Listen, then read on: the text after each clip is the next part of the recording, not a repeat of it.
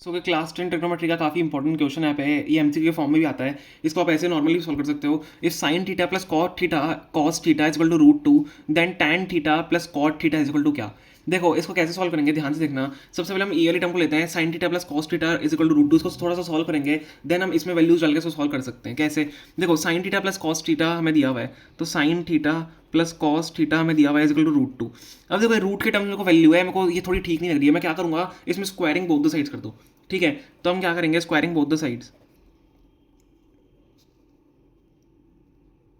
ठीक है, squaring both the sides करोगे तो sine theta plus cos theta का whole square is equal to root 2 का होल स्क्वायर आ जाएगा।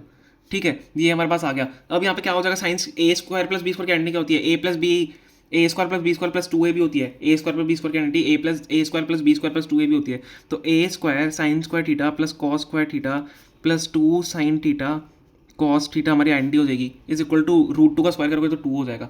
अब देखो यहाँ पे sign square theta plus cos square theta किसके बराबर होता है, 1 के बराबर होता है। तो 1 plus 2 sine theta cos theta is equal to 2 के बराबर हो जाएगा। समझ में आ रहा है ना मैं कैसे सॉल्व कर रहा हूँ इसको। ठीक है, ये हमने कर लिया, आइडेंटिटीज लगा के प्रॉपर्टी लगा के सॉल्व किया। इसको और थोड़ा सिंपलीफाई करते हैं, 1 को उस तरफ भेज दो, 1 हो जाएगा। तो 2 sine theta cos theta is equal to 1 हो जाएगा। 2 माइनस 1 हो जाएगा ना, यहाँ पे 1 जाके माइनस में चल जाएगा, -1 हो जाएगा। ठीक है, तो ये हो गया 2 sine theta is equal to cos theta, sorry 2 sine theta cos theta is equal to 1 बचा है। तो साइन थीटा कॉस थीटा किसके बराबर हो जाएगा, 1/2 के बराबर आ जाएगा। तो हमने यहाँ से क्या किया, साइन थीटा और कॉस थीटा की वैल्यू निकाल दी। अब हम क्या करते हैं, अब हम tan theta plus cot theta लेते हैं। Tan theta plus cot theta लेंगे। ठीक है, tan theta plus cot theta ले लो। Tan theta plus cot theta की हमें क्या करनी है, वैल्यू निकालनी है। इसको आप साइन और कॉस की टर्म्स में चेंज कर दो। टैन थीटा क्या होता है, sine upon cos, sine theta upon cos theta, plus cot theta क्या होता है, cos theta upon sine theta is equal to, हमें इसको निकालना है।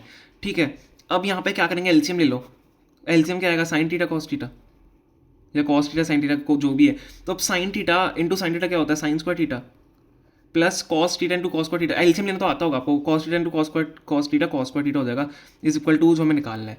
ठीक है, अब यहाँ पे ये क्या होता है, sign square theta plus cos square theta किसके बराबर होता है, हमने जो ऊपर भी किया 1 के बराबर होता है।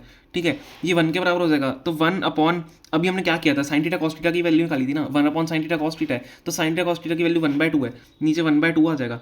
तो फाइनली क्या होगा, ये 2 ऊपर जाएगा और यहाँ से आपका आंसर क्या आ जाएगा, 2 आ जाएगा। समझ में आया।